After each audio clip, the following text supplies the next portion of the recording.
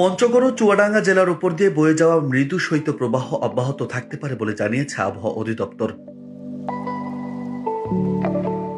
সোমবার আবহাওয়াবিদ তরিকুল নওয়াজ কবিরের স্বাক্ষরিত আবহাওয়া পূর্বাভাসে এ তথ্য জানানো হয়েছে। আবহাওয়া পূর্বাভাসে জানানো হয়েছে, উপমহাদেশীয় উচ্চচাপ বলয় পশ্চিমবঙ্গ ও তৎসংলগ্ন এলাকায় পর্যন্ত বিস্তৃত রয়েছে। মৌসুমের স্বাভাবিক লঘুচাপ দক্ষিণ বঙ্গোপসাগরে অবস্থান করছে। এর বর্ধিতাংশ উত্তর বঙ্গোপসাগর পর্যন্ত বিস্তৃত রয়েছে। পরবর্তী 24 ঘন্টার মধ্যে দক্ষিণ পূর্ব বঙ্গোপসাগরে একটি লঘুচাপ সৃষ্টি হতে পারে। এতে সোমবার সকাল থেকে পরবর্তী 48 ঘন্টায় অস্থায়ীভাবে আংশিক মেঘলা আকাশ সহ সারা দেশের আবহাওয়া শুষ্ক থাকতে পারে।